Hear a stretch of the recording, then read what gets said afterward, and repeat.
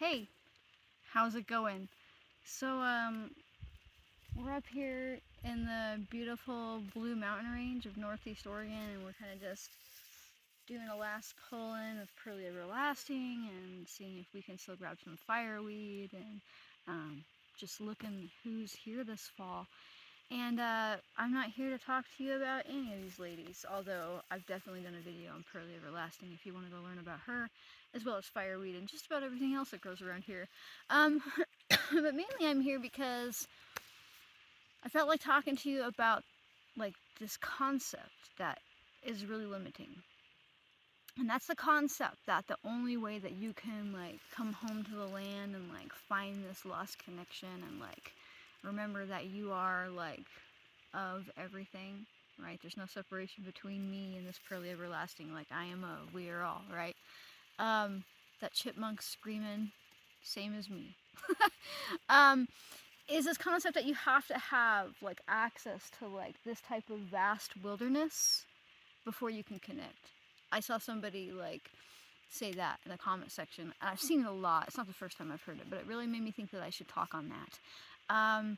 And I want you to know that whether you are living in like the biggest city in the world or a little town or wherever you are, you can connect with the land. We have this romanticized idea of the land, right? And we think of it like this. And to be fair, those of us who live next to untamed swaths of land definitely have an advantage in that regards.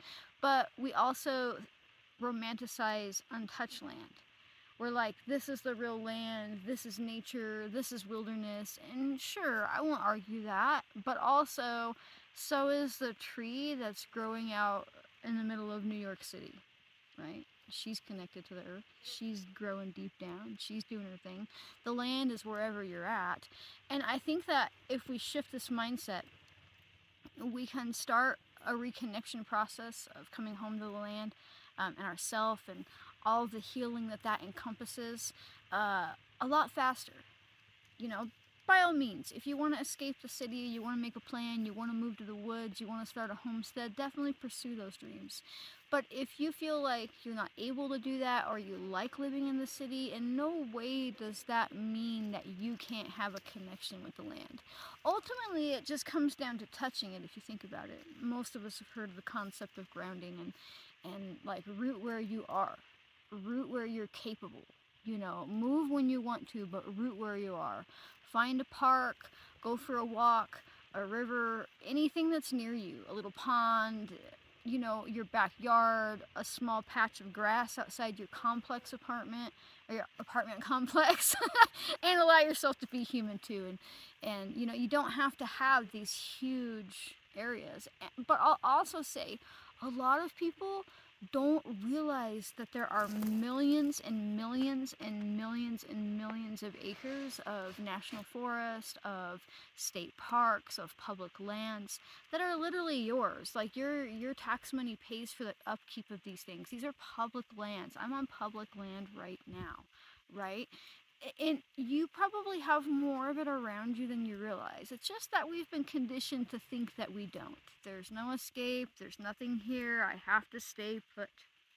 I wouldn't be able to find anything past the city, but, and granted, it'll take some gas money and it may be more accessible to some than others, but what if it was only like a 20-30 minute drive to some beautiful park with a bunch of trees?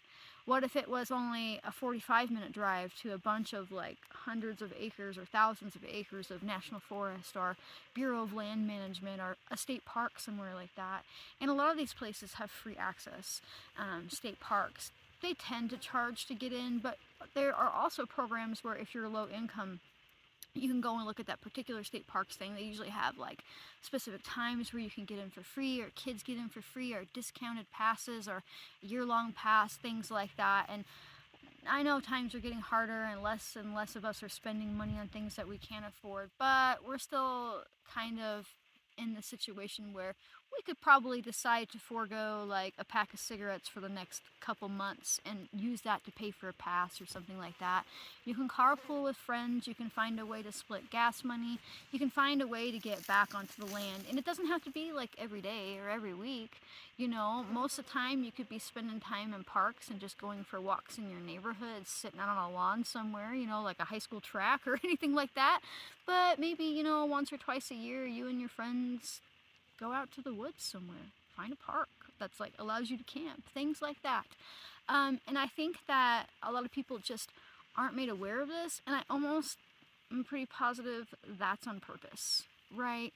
We just, whatever it is, I'm not gonna go into like a rant about whatever it is that might not want us to be connected and realize where we come from, and something so simple as like sitting on this ground right now, I'm literally reconnecting to the earth. I'm literally grounding. It's something that every single person's ancestor did, right? There's no culture on earth that wasn't connected to the land, like in some way in their life. And even just like walking around being a normal ass human before we started wearing like synthetic plastic and Rubbermaid shoes, like we were grounding. And so I just wanted to come and address that. I just wanted to encourage people to unromanticize the notion of what land is, and don't think that you're failing because your connection is learning the plants that are growing out of the cracks on the sidewalks of the city you live in. Don't think that you're failing because you only have access to a small park, or don't think you're failing that it's just like a little lawn that's where you live, or anything like that. Anything that hasn't been covered in pavement is a physical way to reconnect. But what's crazy, you could be in the middle of the city right now and put your hand on a tree and you'll literally ground. It's like a grounding rod. You'll literally connect to the earth. And it's just a matter of paying attention too. It doesn't even have to necessarily be about the touch. It's noticing the seasons. It's noticing the bugs that are trying to get you. It's noticing the nature that is really, really trying to take over those cities you live in. There's always, a bunch of cool documentaries you can watch about like what would happen to a city if like the people just vanished, right?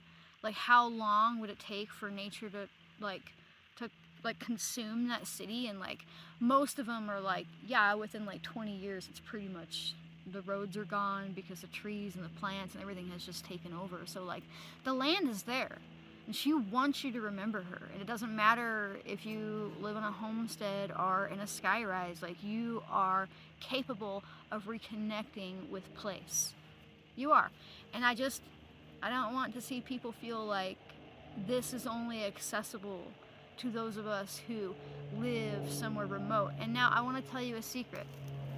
People also romanticize the concept of people who live in remote areas like this, or who live in rural towns or in the countryside. They feel like those people have a huge advantage, and they do. We have the advantage of being closer to the land, but we also have the disadvantage of like living in food deserts and no real medical care and no access to a lot of amenities that somebody living in the city would have. However, you know what's funny? People here are just as disconnected. I grew up here. I'm from here. I spent most of my life here, and I've been like actively wildcrafting for over a decade, and I have never once ran into another herbalist wildcrafting. And you could argue that it's because it's pretty like remote, but we go all the places that people go. Right now, where we're at, there are people leaving because it's Labor Day weekend and they were camping. But I don't run into people doing that here. I'm not saying that they don't do it. I'm just saying that just because people live rural doesn't mean that they're not disconnected from the land. I mean, my hometown, like there are people there that like are grossed out by the concept of like going to the woods. Or like, my God, you should see their face and be like, oh yeah, just go take a shit in the woods. They're like, oh, they're not gonna do that. Or never leaving the town, or you know, the idea of like being barefoot, or like letting their kids play in the dirt, or even like there are people that are like gardening, right? Like that don't even like, they have like a big yard or a big ass lawn, but they would never fathom like growing their own food, even if it's just like a little, kitchen garden where it's just, a little supplemental food. It doesn't have to be huge. They won't do it. So when I talk about reconnecting to the land, I'm not just talking to the people that are in cities. Right, and I know that it's easy to romanticize. The grass is always greener on the other side. But that's just because we haven't been standing there. And I just felt like it was important to let you know that no matter where you're at, even if you're trying to make a plan to get out of that place and to get somewhere that does have more access to nature, where you're at right now has access to nature. You just have to challenge your concept of what nature is, right? She does not have to look perfectly wild. She's still there and waiting for you to return and just put your feet on the ground.